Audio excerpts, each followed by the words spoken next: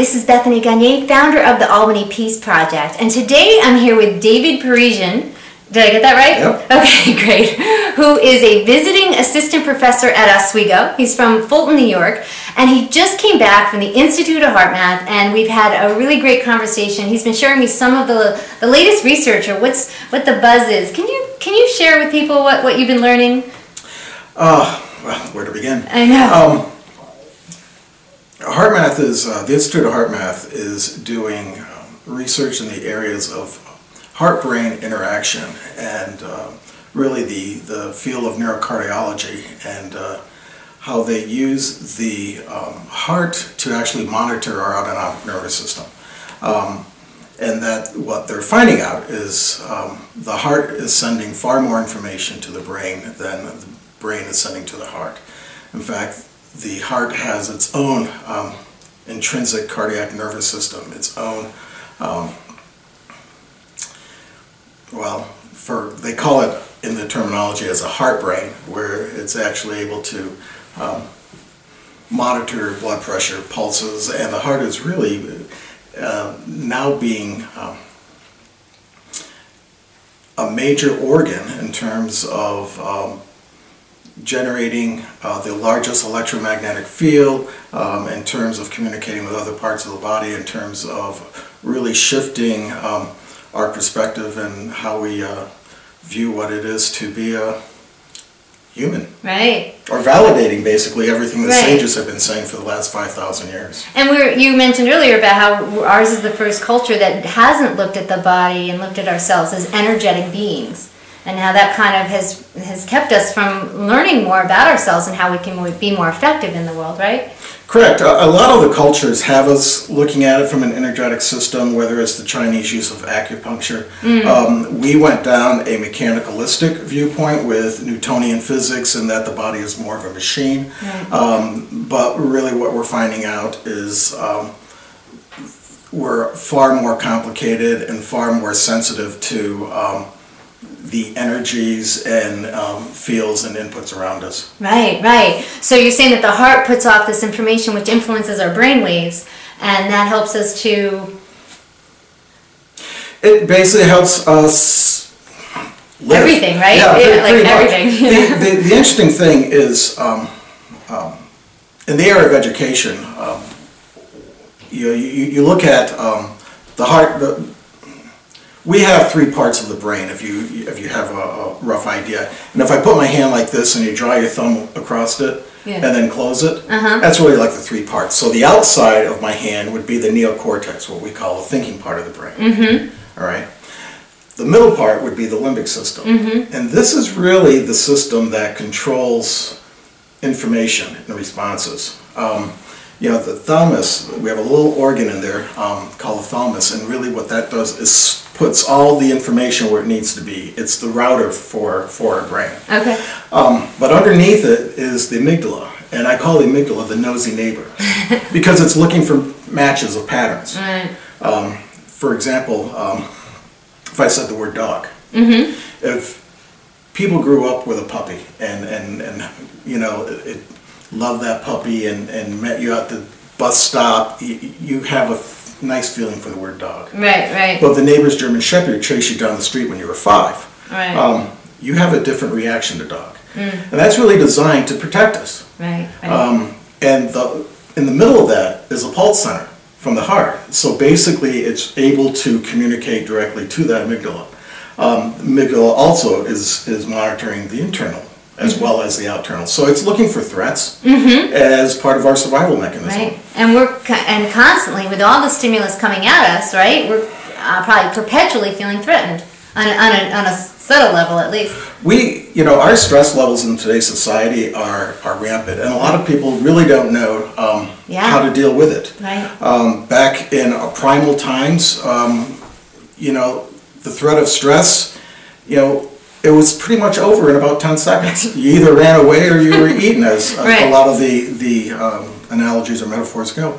But in today's society, driving, traffic jam, and how do we react? Right. And that's all we can do. Right. So if you take an event, multiply it by a reaction, gets an outcome. Right. The only thing you can monitor is that reaction. Yeah. So you can react either in a negative emotion or a draining emotion, right. Through anger or sadness or depression or hatred, or you can by a regenerative or a positive motion, accept it, learn from it, and be well with it. So how we react and shifting those emotions actually shifts our internal physiology as well. Right, and that all starts with the heart, moving it into that heart rate variability. Yep. And reaching for a little bit of a better emotion. But like you were saying before, the heart gives off information to the brain, but it's not just to the brain, right? It also extends past the body. Right. The heart is by far the largest generator of bioenergetics, electromagnetic field within the heart. And it can be measured 3 feet from the body. Mm-hmm. And the reason why it can be measured about 3 feet from the body is because that's all the sensitivity of the equipment can now do.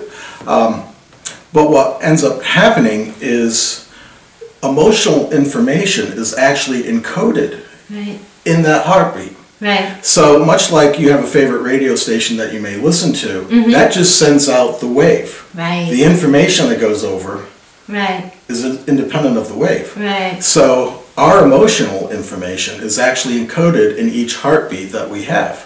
That's why sometimes you walked into the room, and it's even in our lexicon, we've mentioned that the tension was so great you could cut it with a knife. Right. Or you walked into a room where it just resonated, it felt good that you wanted to be there. Yeah. That's our right. Ability to begin to sense those energetic responses. The organ that is in generating electromagnetic field. When we're under stress, our autonomic nervous system does 2 things. The sympathetic accelerates everything, the parasympathetic slows it down. So under stress, it's kind of like driving a car with your foot on the brake and the accelerator at the same time. And when that happens, what happens with a car? It's a jerkier ride, you get lower gas mileage, right? It's not efficient, it's not, and all the same things with the car analogy plays through in humans. Mm-hmm. So you have a very irregular, what we call a chaotic heartbeat. It looks jagged like a mountain, but what HeartMath has done with their research and techniques they've done is that a quick coherence is one technique where if you focus, heart-focused breathing, and then you bring in a regenerative feeling, mm-hmm. it actually smooths out those HRVs. So it literally synchronizes your heartbeats at that point. And if you work on it, what you generate is this state that they call psychophysiological coherence. It's a state of coherence. And in that state, you literally have a global synchronization of the autonomic nervous system, which is your peak performance state. And the neat thing about that is that you can get better at that. Right. You can improve that. Much like exercising or working out, you can get better at that. And then the benefits are just enormous from that. And people need to know that there is this sweet spot in the nervous system that we can reach with training. We can reach it faster, quicker, and we can rely on it, mm-hmm. right? When life gets really challenging. Absolutely, absolutely. Being able to access the techniques when you need it, right. And not necessarily looking at it from a morning or an evening thing when you're reflecting, but before that meeting, before you have to make the phone call, before you have to see that person, you can access and prep yourself and be in a state, your own personal state, where the situation, you're controlling that situation, and more importantly, controlling yourself and your reactions. And you mentioned going into meetings with other people. Can you share with people about the research about the group of 4 and the dog? Sure. One of the experiments that they've done is they've wired 4 people up to a Holter monitor, which is monitoring the HRV. And they had asked 3 people to go into a state of what they call coherence. They did a quick coherence. And the 4th person was wired but didn't know anything was going on. As the 3 people were going in and out of coherence, the 4th person, not knowing this was taking place, heart began to go into coherence. They were going into coherence just by being present with individuals who were in a coherent field. Right. The other research you mentioned was Josh and Mabel story, and having dogs and love dogs, it's always touching for me. But Josh was Dr. Roland McCready's is Dr. Roland McCready's son, and Mabel was their dog. So you can't be the son or pet of a top researcher without being wired up yourself. Without being a guinea pig, right? You got it. So they set up an experiment and had both Josh and Mabel wired, and they were in separate rooms. And Mabel was a little excited because the first time she was in the lab. But then they asked Josh to go in the room, sit down, and not touch Mabel, not address Mabel, just sit in the chair, do a quick coherence, and send Mabel love. And what happened is when Josh sat in the chair and began to send love, both of their heart rates began to mirror each other. Then Josh got up and left after a minute or so, and their heart rates, Mabel's went more extreme because she didn't want Josh to leave. Right. As a doggy would. So. I know. But those energetic fields, are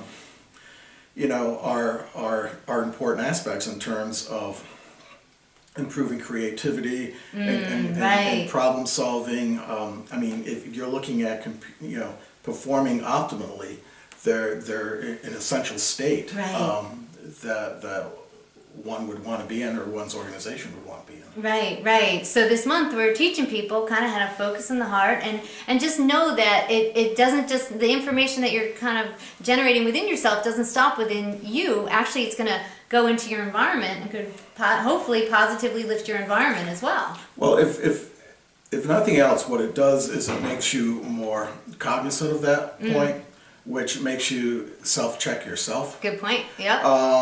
And there's a saying that what am I feeding the field today? Yes. So how am I feeding the field? And so what are you?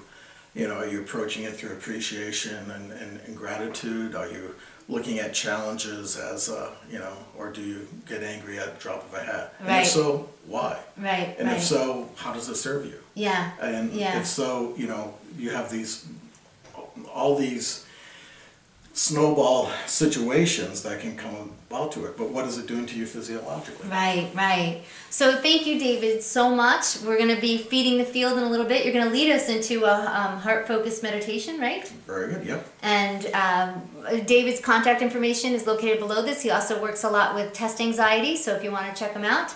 And stay tuned for David's meditation. Thank you. Thank you.